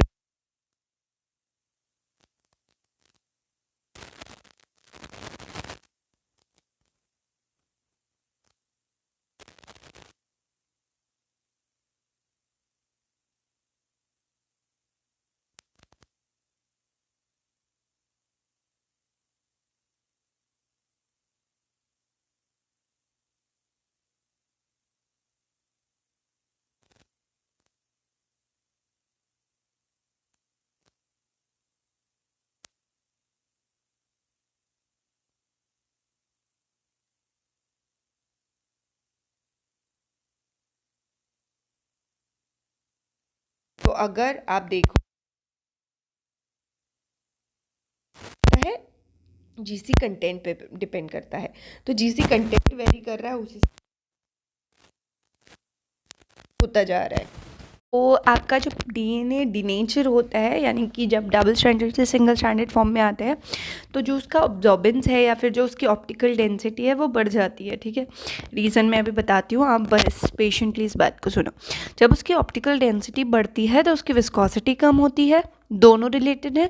एंड जैसे उसका सेडिमेंटेशन रेट बढ़ जाता है यानी कि वो नीचे बैठना स्टार्ट हो जाता है तो उसकी ब्योएंट डेंसिटी कम हो जाती है। ब्योएंसी आपने सुनी होगी कि कोई चीज़ फ्लोट क्यों करती है, बिकॉज ऑफ ब्योएंसी, है ना। ब्योएंसी बोलो जो आप बोलते हो। तो जैसे ही उसकी फ्लोट करने की टेंडेंसी कम होगी तो ऑब्वियसली बात है उसके बैठने की, किसी चीज़ में सेटल होने की, किसी ट्यूब में टेंडेंसी बढ़ जाएगी या फिर जिस भी चीज़ में वो प्रेजेंट है ना। तो जैसे ही सेडिमेंटेशन रेट बढ़ा वैसे उसकी बॉयन डेंसिटी क्या हो जाता है, कम हो जाता है। ये सब कब हो रहा है, जब डीनेचर हो रहा है हमारा डीएनए। तो एब्जॉर्बेंस के बढ़ने का मतलब क्या है, एब्जॉर्बेंस बढ़ती है कितने पे देखते हैं हम, 260 नैनोमीटर्स पे। अब अगर आपको इसका रीज़न नहीं पता है तो आप देखना सबसे ज़्यादा जो एब्जॉर्बेंस है सारे नाइट्रोजनस बेसिस में उसमें साइटिडीन शो करता है और दैट इज़ क्लोज टू 260, मतलब वो होती 272 है लेकिन सिर्फ उसकी 72 पे आती है एब्जॉर्बेंस, यानी कि नैनोमीटर्स पे आती है, लेकिन बाकी सब जो है वो 260 के क्लोज शो कर रहे हैं, मतलब कम पे ही शो करें। साइटिडीन बहुत ज़्यादा भी शो कर देता है, इसीलिए हम 260 नैनोमीटर्स पे उसकी एब्जॉर्बेंस देखते हैं। ठीक है, प्रोटीन की 280 पे, इसकी 260 पे, पेप्टाइड बॉन्ड की 190 पे। अब हाइपरक्रोमिक शिफ्ट क्या होता है? Hyper chromic, chroma means colour, hyper means ज़्यादा, यानी कि ज़्यादा कलर की तरफ शिफ्ट होना, ज़्यादा कलर की वेवलेंथ की तरफ शिफ्ट होना। तो होता क्या है, जैसे ही आपके डीएनए का डिनेचरेशन होता है, यानी कि वो डबल बॉन्ड से सिंगल बॉन्ड में आता है, तो जो स्टैक्ड बेस पेयरिंग होती है, स्टैक्ड बेस पेयरिंग यानी कि जो इंटीरियर में आपका जो डीएनए प्रेजेंट है उसके अंदर कुछ स्टैकिंग इंटरैक्शंस होते हैं। स्टैक मतलब गट्ठर, मैंने आपको हमेशा समझाया है, यानी कि ऐसे करके ये हो गया स्टैक। ठीक है, ये किसी सामान को आपने रखा है अगर, तो एक के ऊपर एक, उसके ऊपर एक, उसके ऊपर एक, उसके ऊपर एक। सिमिलरली आपके जो नाइट्रोजनस बेसिस होते हैं वो ऐसे ही, उनके बीच में बॉन्डिंग और वो ऐसे अरेंज होते हैं। तो जब डीएनए डबल स्ट्रैंडेड फॉर्म में होता है तो सारे बेस पेयर्स ओपन नहीं होते या अवेलेबल नहीं होते कि वो एब्जॉर्बेंस में पार्टिसिपेशन ले पाए, यानी कि सारी स्पीशीज़ एब्जॉर्प्शन नहीं करती। लेकिन जैसे ही ये डीएनए ओपन हो जाता है, यानी कि डीनेचर हो जाता है, तो उस टाइम पे आपकी स्टैकिंग इंटरेक्शंस के कम होने की वजह से इनकी एब्जॉर्बेंस बढ़ जाती है। ठीक है, तो बेसिस की स्टैकिंग इंटरेक्शन कम हो गई, वो इजीली एब्जॉर्ब कर सकते हैं। तो सिमिलर वेवलेंथ पे, यानी कि absorbance at 260 nanometre increases when what happens at the time of your denaturation. ठीक है, तो इसी शिफ्ट को टुवर्ड्स लॉन्गर वेवलेंथ, इस एब्जॉर्बेंस का टुवर्ड्स लॉन्गर वेवलेंथ शिफ्ट होना is called as hyperchromic shift. और उसी को आप क्या बोलते हैं? रेड शिफ्ट भी बोलते हैं, क्योंकि विबग्योर आपने पढ़ा होगा, विबग्योर पढ़ा होगा, तो इस कलर में रेड कलर की वेवलेंथ बहुत ज़्यादा होती है, तो इसीलिए बोला जाता है कि टुवर्ड्स लॉन्गर वेवलेंथ शिफ्ट और रेड शिफ्ट और हाइपरक्रोमिक शिफ्ट बात सेम है। लेकिन जैसे ही इसका उल्टा होगा, यानी कि डीएनए वापस से रीनेचर हो जाएगा, तो फिर से उसमें स्टैकिंग इंटरैक्शंस के इन्वॉल्वमेंट की वजह से सारी स्पीशीज़ एब्जॉर्ब नहीं कर पाएंगी। अब वो हो जाएगा हाइपोक्रोमिक शिफ्ट, यानी कि कम एब्जॉर्ब करेगा, और प्लस ब्लू शिफ्ट भी उसको बोलते हैं, क्योंकि उसकी wavelength as compare to red कम होती है। ठीक है, समझ में आया ये बात आपको? तो ये मैंने बस सिंबॉलिक लिखा है कि डबल स्टैंडर्ड से सिंगल स्टैंडर्ड होता है तो एब्जॉर्बेंस इंक्रीज़ करती है, सिमिलरली सिंगल से डबल हो जाता है तो एब्जॉर्बेंस डिक्रीज़ करती है। अब पाई इलेक्ट्रॉन्स का इन्वॉल्वमेंट मैं आपको कल बता चुकी हूँ, जहाँ कहीं आपको डबल बॉन्ड दिखे वहाँ आप समझ जाइए कि पाई इन्वॉल्व है वहाँ पे, और इनका ट्रांजिशन इसलिए हो रहा होता है क्योंकि जब डबल बॉन्ड्स बनते हैं तो रेजोनेंस होता है। यानी कि अगर आप बेंजीन में रेजोनेंस, आप लोगों को याद होगा, तो वो रेजोनेंस कुछ ऐसा होता था कि आप बेंजीन के दो स्ट्रक्चर्स बनाते थे, this in equilibrium with this, right. तो ये बॉन्ड्स का मूवमेंट, यानी कि पाई इलेक्ट्रॉन्स का ट्रांजिशन, तो इस ट्रांजिशन की वजह से देखिए यहाँ पे कि इलेक्ट्रॉन डेंसिटी यहाँ माइग्रेट कर गई, तो वही बात ये कह रहा है कि पाई इलेक्ट्रॉन की ट्रांजिशन की वजह से हाइपोक्रोमिक शिफ्ट होता है, यानी कि बॉन्ड जो है वो माइग्रेट कर रहे हैं, मूवमेंट हो रहा है इलेक्ट्रॉन्स का, इसीलिए ज़्यादा एब्जॉर्बेंस हो पा रहा है सिमिलर वेवलेंथ पे। ठीक है, ये एसएस डीएनए यानी कि सिंगल स्ट्रैंडेड डीएनए की बात है, और ये डबल स्ट्रैंडेड डीएनए की जहाँ पे कि ट्रांजिशन कम है, इसलिए पाई इलेक्ट्रॉन्स का डीलोकलाइजेशन कम है, इसलिए वहाँ पे हाइपोक्रोमिक या ब्लू शिफ्ट हो रहा है। बच्चों आप रेड शिफ्ट ब्लू शिफ्ट नाम से याद रखना, क्योंकि अगर नहीं देना होगा हाइपोक्रोमिक हाइपोक्रोमिक तो क्वेश्चन में सीधा रेड शिफ्ट ब्लू शिफ्ट नाम से आएगा। ठीक है, यही मेरे को अपनी इन एक्टिविटीज़ की वजह से आपको मैं ऐसे नोट्स दे के नहीं समझती हूँ कि आप कैसे समझोगे, लाइक अगर मैं सीधा सिर्फ पीडीएफ देती। तो अगर हम बात करें कि test of purity of DNA, ये मैंने अपने क्लोनिंग वाले वीडियो में पूरा समझाया हुआ है कि जब भी हमें ये चेक करना होता है कि हमने आइसोलेट तो कर लिया डीएनए, लेकिन इज़ इट प्योर और नॉट, तो हम स्पेक्ट्रोफोटोमेट्री करते हैं। ठीक है, मैंने सिंगल बीम भी यूज़ किया हुआ है, डबल बीम भी करा हुआ है। तो आप लोग एक क्यूविट में सैम्पल्स भरते थे पहले, अगर आपने कभी स्पेक्ट्रोफोटोमेट्री की होगी तो वो डबल बीम में होती है, और एक सिंगल बीम होता है, उसमें मैंने जो डीएनए की प्योरिटी चेक की है तो 1 माइक्रोलीटर सैंपल रखते हैं। ठीक है, दो तरीके के आपको दिख जाएंगे, तो स्पेक्ट्रोफोटोमीटर्स। तो अब बात करते हैं कि A260/280 रेशियो पे हम आते हैं। अगर प्योर डीएनए तो 1.8 रेशियो आता है, और अगर उसमें प्रोटीन का अमैल्गमेशन यानी कि इम्प्योरिटी प्रेजेंट है प्रोटीन की, ये मैंने आपको बताया कि कॉन्टेक्स्ट डिपेंडेंट बात है। प्रोटीन और आरएनए को ऐसे तो हम इम्प्योर नहीं बोल सकते थे, आप बायोमोलिक्यूल्स, बट जब कभी हम सिर्फ डीएनए चाहते हैं, what depends on what our goal is, हमें यहाँ पे सिर्फ डीएनए चाहिए, तो अगर प्रोटीन प्रेजेंट होगा ना तो वो हमारे लिए इम्प्योरिटी है। एंड उस केस में हमें कैसा पता चलेगा कि प्रोटीन की ही इम्प्योरिटी प्रेजेंट है, जब ये 8:60/280 का रेशियो लेस देन 1.8 आएगा। ठीक है, आप समझ गए। 1.8 प्योर डीएनए, 1.8 से कम जो है वो प्रोटीन की इम्प्योरिटी, और 1.8 से ज़्यादा आने की यानी कि आरएनए की इम्प्योरिटी। क्योंकि हम बोलते हैं कि जब हम आरएनए आइसोलेट करते हैं तो we look for 8:60/280 ratio as 2, वो 2 आना चाहिए, है ना। तो अगर 1.8 से ज़्यादा तो आरएनए की इम्प्योरिटी, कम तो प्रोटीन की इम्प्योरिटी। ठीक है, अब बात यह है कि 1.8 से ज़्यादा आने का रीज़न ये भी है, अभी तक तो आपको थोड़ा सा कोरिलेशन करना आ गया होगा चीज़ों का। मैं चाहती हूँ कि आपका मेरे से पढ़ने का सबसे बड़ा जो फ्रूट हो वो ये हो कि आप चीज़ों को कोरिलेट कर पाएँ, not now but through out your life.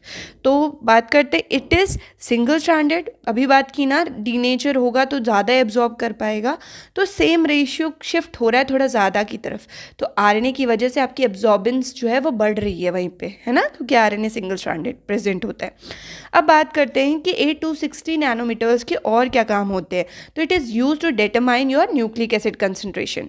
I think ये मैंने आपको शॉर्ट वीडियो में भी समझाया था कि अगर सिंगल स्ट्रैंडेड डीएनए होगा और आप गए स्पेक्ट्रोफोटोमीटर के पास, आप गए, आपने क्या किया, अपना सैंपल चेक किया। ठीक है, आपके स्पेक्ट्रोफोटोमीटर पे एक ऐसी डिस्प्ले होती है, मशीन ही तो है बच्चों, यहाँ पे जो है वो बटन्स होते हैं टू ऑपरेट, इनको आप जो है अपने हाथ से ऑपरेट कर सकते हो। And here you get what एक आपको ग्राफ बन के आता है और यहाँ पे आपकी रीडिंग्स आती हैं। ठीक है, ये चीज़ें वैरी कर सकती हैं फ्रॉम स्पेक्ट्रोफोटोमीटर टू स्पेक्ट्रोफोटोमीटर। ठीक है, डिवाइसेस में वेरिएबल हो सकते हैं ये चीज़ें। तो अब मैं बात कर रही हूँ कि आप गए, आपने चेक किया 8-260 नैनोमीटर्स पे, आपके पास जो है एक MCT थी, यानी कि एक छोटी सी बॉटल थी 1 ml 1.5 ml की, इसमें आपके पास डीएनए सस्पेंडेड है सॉल्वेंट में, जो कि वाटर है, स्टेरिलाइज्ड वाटर। अब आपने क्या किया, आपने माइक्रोपाइपेट से पहले आप क्या करते हो, आप एक ब्लैंक सेट करते हो। मैंने आपको ये चीज़ समझाई हुई है कि ब्लैंक सेट करने की यूटिलिटी क्या होती है। ठीक है, एक बार फिर से देख लेते हैं जिन बच्चों को अगर वीडियो नहीं देखा है वो, तो यहाँ पे भी देख लेते हैं। तो पहले आप क्या करते हो, एक ब्लैंक सेट करते हो। ब्लैंक का मतलब होता है जिसमें कुछ नहीं है। तो अब मैं बोल रही हूँ कि मैंने अपने डीएनए को जिसको आइसोलेट किया था, यानी कि जिस डीएनए को मैंने आइसोलेट किया था उसको मैंने वाटर में डिज़ोल्व किया है। अब ये आप स्टेरिलाइज्ड ही है, मैं आपको बार बार इस चीज़ को रिपीट नहीं करूँगी। ओके, तो ये वाटर स्टेरिलाइज्ड है, उसमें मैंने डीएनए को रिपीट किया था। अब आप मुझे बताओ कि ब्लैंक में ऐसी चीज़ होनी चाहिए ना जिसमें सिर्फ ये वाटर प्रेजेंट हो, यानी कि हमें फाइनली चाहिए इस डीएनए का कंसंट्रेशन। तो हम ब्लैंक कर देना मतलब हम एक बार वाटर लेके सेट कर देंगे इस डिवाइस पे कि आप इस वाटर की एब्जॉर्बेंस को नेग्लेक्ट कर देना या माइनस कर देना, क्योंकि मुझे सिर्फ मेरे डीएनए की एब्जॉर्बेंस चाहिए। तो आप ब्लैंक इसीलिए सेट करते हैं। That is the significance of setting blank for any sample. Reference देते हो उसके बाद आप, और ब्लैंक हमेशा उस चीज़ का होता है जिसमें आपने अपना सैम्पल टू बी एनालाइज्ड को डिज़ोल्व किया होता है। फॉर एग्जाम्पल यहाँ पे अगर मैंने ऑयल में डिज़ोल्व की होती कोई चीज़, या आपके लिए क्वेश्चन है कि अगर ऑयल में डिज़ोल्व की होगी, तो आप वीडियो रोको और सोचो कि हम फॉर एग्जांपल एक्स कंपोनेंट है, उसको मैंने ऑयल में डिज़ोल्व किया है and now I want to see. तो इसका जो ब्लैंक में सेट करूँगी ना, वो ब्लैंक किसका होगा, ऑयल का होगा, सिर्फ ऑयल का, क्योंकि मुझे फाइनली एक्स के बारे में जानना है। तो ऑयल तो कॉमन है, ऑयल में चाहूँगी कि दोनों में नेग्लेक्ट हो जाए और मुझे सिर्फ एक्स दिखे। अगर आपने यहाँ पे इसको डिज़ोल्व ना किया होता ऑयल में, तो आपको ब्लैंक की कोई ज़रूरत नहीं थी। ठीक है, समझ में आ गया होगा आई होप। तो जब आप ये चेक करने जाते हो ना, तो आपकी 8-260 की बात करी थी मैं कि एब्जॉर्बेंस एट 260 नैनोमीटर्स आपने देखी। अब ये एब्जॉर्बेंस 1 अगर आई तो इसका मतलब डिपेंड करता है कि आपका एनालाइट क्या था, आप किस चीज़ को चेक करने गए हो। मान लो आपने डीएनए निकाला हुआ है, सेल से आइसोलेट किया है। ठीक है, अगर ये वैल्यू 1 आती है ना बच्चों, तो ये क्या हो जाता है, यहाँ पे डीएनए हो जाता है 40 माइक्रोग्राम पर ml। ठीक है, तो आपने जो ये 1 ml वाली ट्यूब में आपके पास ज़्यादा नहीं होता, हो सकता है 20 माइक्रोलीटर्स हो जाए, आपके पास 30 माइक्रोलीटर हो जाए। तो इससे आपको ये पता चल जाता है कि 1 ml में 40 माइक्रोग्राम है। और मैंने क्या कहा था कि जब हम वेक्टर बनाते हैं, जब हम वेक्टर यूज़ करते हैं तो 100 से 200 नैनोग्राम यूज़ करते हैं। तो हम इस वैल्यू से आराम से कैलकुलेट कर लेते हैं। अगर मैं ये डीएनए की जगह, वेक्टर क्या है, आप जो सोचते हो वेक्टर, चलिए आप किसी चीज़ को क्लोन कर सकते हो, लेकिन है तो वो न्यूक्लिक एसिड ही ना, तो उसकी भी हम वैल्यू यहाँ से निकालते हैं एंड देन कैलकुलेट करते हैं, देन उतना एक रिएक्शन मिक्स में डालते हैं। ठीक है, अगर कोई बच्चा वीडियो के इस पार्ट तक नहीं पहुँचेगा तो वो बहुत इंपॉर्टेंट चीज़ मिस आउट कर देगा, बट कोई बात नहीं, कभी तो आ ही जाएगी। ठीक है, तो अब सिंगल स्ट्रैंडेड डीएनए की बात करें तो एक यूनिट जब वैल्यू आती है तो 33 माइक्रोग्राम पर ml होता है, डबल स्ट्रैंडेड डीएनए होता है तो 50 माइक्रोग्राम पर ml होता है, और अगर सिंगल स्ट्रैंडेड आरएनए होता है तो 40 माइक्रोग्राम पर ml होता है। ठीक है, सब जब 1 वैल्यू आती है, एब्जॉर्बेंस है 260 की। अब एक बहुत ही इंपॉर्टेंट कॉन्सेप्ट आता है सुपर कॉइलिंग का, यानी कि जैसे आप टेलीफोन पहले देखते होगे, लैंडलाइंस जो होते थे, तो लैंडलाइंस में सिर्फ एक राउंड में नहीं घूमा होता था, मतलब बेसिकली ये तो होता ही है ना, ये होता था। इसको आप एक्सटेंड कर सकते थे कब, जब आपने पास ऑन करना है उस फ़ोन को, ठीक है, वो भी एक लिमिट तक पास ऑन होता था। लेकिन जब आपका लैंडलाइन फ़ोन ऐसे ही पड़ा हुआ होता था, तो आपका जो ये केबल है, ये आपको याद है, ये आपस में ही पूरा मुड़ जाता था। तो that is super coiling of coiling, मतलब कॉइलिंग प्रेजेंट है, उसके ऊपर एक और कॉइल बन गया है। तो बात करते हैं बीडीएनए की, जो कि फिजियोलॉजिकल पीएच पे सबसे ज़्यादा पाया जाता है। प्लीज़ रिमेंबर, मैंने बताया है कि ये कॉन्फर्मेशंस है, circularly closed, covalently close circular DNA, circularly coiled DNA, CCC DNA. It can be relaxed, जहाँ पे कि 10.4 बेस पेयर पर हेलिकल टर्न होते हैं, और it can be super coiled, यानी कि ये अंडरवाउंड हो सकता है, ये ओवरवाउंड हो सकता है। जब नंबर ऑफ हेलिकल टर्न ज़्यादा है तो मैं कहूँगी कि ये ओवरवाउंड है। किसके कंपैरिजन में? रिलैक्स्ड के कंपैरिजन में। अगर वो सुपर कॉइल में नेगेटिवली है तो उसके जो हेलिकल टर्न्स हैं वो कम होंगे, किसके कंपैरिजन में? रिलैक्स्ड के कंपैरिजन में। तो ये होती है उसकी पॉजिटिव या नेगेटिव सुपर कॉइलिंग। ठीक है, वो मैंने आपको जो बताया था 260 के आसपास एब्जॉर्ब करते हैं सारे, तो सिर्फ साइटिडीन है जो 271 272 अप्रोच कर जाता है। ठीक है, तो अब हम इसके आगे पढ़ते हैं, ज़्यादा है नहीं ये, तो मैं ऐसे ही ख़त्म कर देती हूँ आपके लिए।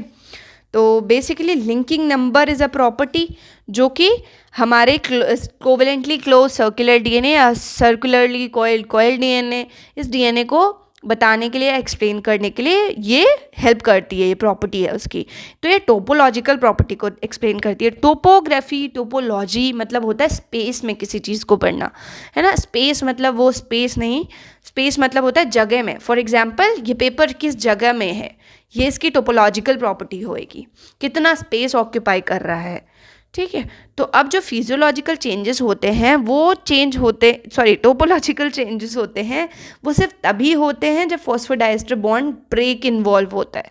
जब तक बॉन्ड ब्रेक नहीं होगा तब तक लिंकिंग नंबर में चेंज नहीं आएगा, हमेशा एक कॉम्पनसेशन चलता रहेगा ट्विस्ट और रिद का।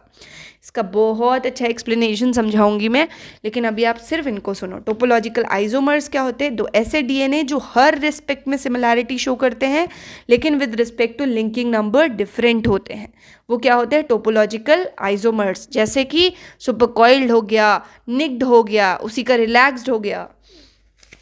तो अब बात करते हैं लेफ्ट हैंडेड हेलिकल की। लेफ्ट हैंडेड हेलिकल मैंने बता दिया नेगेटिव सुपर कॉइलिंग हो जाएगी, और जो राइट हैंडेड हेलिकल हो जाएगा तो पॉजिटिव सुपर कॉइलिंग हो जाएगी। उसके बाद ट्विस्ट एंड रिद नंबर से इनको एक्सप्लेन किया जाता है। तो ट्विस्ट होते हैं सिंपली जो टर्न्स प्रेजेंट है उन्हें ट्विस्ट बोला जाता है, ये ज्योमेट्रिकल प्रॉपर्टी है, ये भी ज्योमेट्रिकल प्रॉपर्टी है। रिद नंबर बोला जाता है जो कि सुपर कॉइलिंग, एक बार सिर्फ टर्न्स प्रेजेंट होंगे तो उसे ट्विस्ट से बता दोगे, लेकिन उस टर्न के ऊपर टर्न लगेगा तो रिद से बताना पड़ेगा। तो ज्योमेट्रिकल प्रॉपर्टीज़ हैं दोनों। अगर टी पॉजिटिव है, ट्विस्ट पॉजिटिव हो रहा है राइट हैंडेड, और ट्विस्ट नेगेटिव हो रहा है तो लेफ्ट हैंडेड। अब आता है सुपर कॉइलिंग में बहुत ही इंपॉर्टेंट एजेंट का role, which is what? ETBR, ethidium bromide. जब डीएनए को स्टेन करते हो, इसी को यूटिलाइज करते हो, ठीक है, इसी का क्या होता है, ये इंटरकेलेटिंग एजेंट है, ये प्लानर मॉलिक्यूल है, यानी कि एक जिस जगह को ऑक्यूपाई करेगा उस प्लेन से प्रोट्रूड नहीं करेगा आगे पीछे। मल्टी रिंग्ड स्ट्रक्चर है, कैटायन है और फ्लोरेसेंट मॉलिक्यूल है। अब आप इस चीज़ को अप्रिशिएट करो ज़रा कि ये डीएनए से आके बाइंड कर रहा है, डीएनए नेगेटिवली चार्ज्ड है, it has to be your cationic in nature, है ना। अगर अच्छा इसको इवॉल्व होना था बायोमोलिक्यूल के पॉइंट ऑफ व्यू से तो it has to be cationic, ये नहीं होता तो कुछ और होता। It is used in DNA staining, ये मैंने आपको अच्छे से समझाया। अब इसका पूरा लेखा जोखा मैंने ऊपर लिख दिया है कि जब आपका डीएनए नेगेटिवली सुपर कॉइल होगा तो पहले जब हम ईटीबीआर डालेंगे तो वो पहले रिलैक्स होगा, फिर और अगर ईटीबीआर डालेंगे तो अब वो पॉजिटिव सुपर कॉइलिंग की तरफ बढ़ेगा। ठीक है। अनडिवाइंडिंग कितने एंगल पे करता है, कितने डिग्रीज की करता है, 27 डिग्री की। इसमें ट्विस्ट नंबर कम हो रहा होता है लेकिन बॉन्ड नहीं ब्रेक होता। मैंने आपको बताया यहाँ पे कि लिंकिंग नंबर चेंज होने के लिए बॉन्ड ब्रेक होना बहुत ज़रूरी है। इसमें ईटीबीआर डालते ही ट्विस्ट नंबर कम होता है तो उसी को कॉम्पनसेट करने के लिए आपका रिद बढ़ जाता है। ठीक है। अगर बॉन्ड ब्रेक होता तो रिद को फ़र्क नहीं पड़ता और ट्विस्ट और रिद को यूटिलाइज कर लिया जाता है, कॉम्पनसेट हो जाता बॉन्ड ब्रेक होने से। लेकिन क्योंकि ट्विस्ट नंबर कम हो रहा था इसीलिए रिद नंबर इंक्रीज हो जाता है and there is no break in the bond, तो लिंकिंग नंबर चेंज नहीं होता। अब आता है कि सीजियम क्लोराइड का डेंसिटी ग्रेडियंट सेंट्रीफ्यूगेशन, जिससे कि आप लीनियर सर्कुलर डीएनए को अलग अलग कर सकते हैं। तो लीनियर में जब आप ऐड करते हैं तो ज़्यादा लोअर नहीं होती डेंसिटी, अगर सर्कुलर में कहते हैं तो हम डेंसिटी बढ़ने की बात करते हैं। ठीक है। तो इलेक्ट्रोफोरेटिक मोबिलिटी की अगर बात करें कि डिफरेंट कॉन्फर्मेशंस या शेप्स प्रेजेंट है डीएनए के, शेप्स ही बोला जाएगा, कॉन्फर्मेशन नहीं बोला जाएगा। तो ए जो है लीनियर है, बी रिलैक्स सर्कुलर है, सी कोवेलेंटली क्लोज डीएनए है। तो इनका ऑर्डर ऑफ माइग्रेशन क्या हो जाएगा, सबसे पहले सबसे पीछे आपके पास सर्कुलर है, उसके बाद लीनियर है और सबसे आगे कोवेलेंटली क्लोज, क्योंकि इसका साइज इसके गोलमोल होने की वजह से ये इतना छोटा है कि ये इजीली निकल सकता है। ठीक है। और उसके बाद लीनियर पहुंचा और सबसे बाद में सर्कुलर पहुंचा। अब इसके साथ ही एक खूबसूरत पेज से और मिल लीजिए which is RNA. RNA basically out of your A B Z form A form adopt करना पसंद करता है। इसका सेकेंडरी स्ट्रक्चर ज़्यादा स्टेबल होता है as compared to its tertiary structure. ये फोल्डिंग करता है तो प्रीडोमिनेंटली इसका जो सेकेंडरी स्ट्रक्चर है वो डोमिनेट करता है। ठीक है। और टर्चरी स्ट्रक्चर में आपको वीक इंट्रैक्शंस मिलेंगे बट मल्टीट्यूड में मिलेंगे, बहुत ज़्यादा वीक इंट्रैक्शन मिलेंगे तो वो उसको हेल्प करते हैं कि वो ज़्यादा स्ट्रेंथ प्रोवाइड कर सके। आरएनए की जो ड्यूप्लेक्स होती है that is more stable than DNA duplex, इसलिए वी डोंट वांट कि ड्यूरिंग ट्रांसक्रिप्शन ये बन जाए या ड्यूरिंग ट्रांसलेशन ये बन जाए, क्योंकि तोड़ने में मुसीबत होगी and cell useless energy waste नहीं करना चाहेगा। एट फिजियोलॉजिकल पीएच हमारा जो ड्यूप्लेक्स है आरएनए का वो ज़्यादा स्टेबल होता है एज़ कम्पेयर टू डीएनए। बात सेम लिखी है लेकिन ये भी लिख दिया कि कौन से पीएच की बात हो रही है। ठीक है। टीआरएनए किसमें फोल्ड होता है, क्लोवर लीफ लाइक स्ट्रक्चर में। क्लोवर लीफ लाइक उसका सेकेंडरी स्ट्रक्चर होता है, टर्चरी कैसा होगा, एल शेप का होगा। बहुत कॉमन क्वेश्चन है, नॉर्मल एग्जाम दोगे, पीएचडी अगर मान लो रिटन एग्जाम दे रहे हो कोई भी पूछ सकता है। तो अब एक्सेप्टर आर्म होती है, टीआरएनए के पास क्या क्या होता है, एक्सेप्टर आर्म होती है, डी आर्म एंड लूप होता है, एंटीकोडॉन आर्म एंड लूप होता है, टी आर्म एंड लूप होता है। Favourite question as it is see sir आज तक इस क्वेश्चन को देने में लगा हुआ है। तो अब एक्सेप्टर आर्म की बात करते हैं तो 7 बेस पेयर हैं, सिंगल स्ट्रैंडेड न्यूक्लियोटाइड में CCA सीक्वेंस है। अब इसी ए पे बोला जाता है कि 2' OH होगा तो डिफरेंट, 3' OH होगा तो डिफरेंट, यानी कि ये एक्सेप्ट करता है आपके अमाइनो एसिड्स को। डी आर्म एंड लूप की बात करें तो that is variable, 4 to 5 nucleotide का छोटा सा ऐसा वेरी करता रहता है, अप टू 24 न्यूक्लियोटाइड जा सकता है। If it comes in the form of statement yes 4 to 5 का होता है बट 24 तक जा सकता है। 5 न्यूक्लियोटाइड का anticodon arm and loop present होता है और अप टू 7 न्यूक्लियोटाइड जा सकता है। T arm and loop present होता है।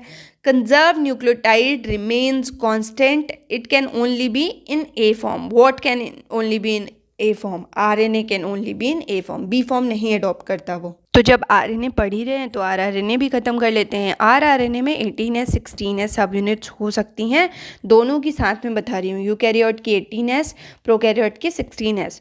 दोनों का काम है correct positioning of mRNA and peptidyl tRNA. Similarly rRNA 28S बोलें या 23S बोलें, यानी कि रिस्पेक्टिवली आपका यूकैरियोट एंड प्रोकैरियोट में दोनों पेप्टाइडल ट्रांसफरेज एक्टिविटी शो करती हैं। तो RNA acting as an enzyme कहाँ पे भी है, आरआरएनए में भी है। जो ये सब यूनिट्स करती हैं। Modified bases, maximum number of modified bases are found in your tRNA, जिसमें कि स्यूडोयूरिडीन प्रेजेंट होता है, इनोसिन प्रेजेंट होता है, राइबोथाइमिडीन प्रेजेंट होता है, 5,6 डाईहाइड्रोयूरिडीन प्रेजेंट होता है। आरआरएनएज की मिथाइलेशन जो है स्मॉल न्यूक्लियोलर आरएनए करता है। तो यहाँ पे आपका पूरा न्यूक्लिक एसिड खत्म होता है। अगर कोई इंसान इसको 4-5 बार सुन जाए, आई थिंक न्यूक्लिक एसिड के क्वेश्चंस तो नहीं रुकेंगे आपके, ठीक है। लेकिन अभी आप BARC के लिए पढ़ रहे हो तो ठीक है, बट साथ में कोई ना कोई टेक्स्ट भी पढ़ते रहिएगा। इट्स ऑलवेज एडवाइजेबल कि आप अपने नोट्स को अपडेट करते रहें। मेरे नोट्स भी लिख रहे हैं तो कीप ऑन अपडेटिंग देम। मैंने पेजेस चिपकाए हैं बीच में, तो अपडेट करना हमेशा बहुत ही ज़्यादा एडवाइजेबल होना चाहिए, क्योंकि आपके क्वेश्चंस इवॉल्व होते रहते हैं, ठीक है। So thank you everybody. इसके बाद हम एंजाइम करेंगे।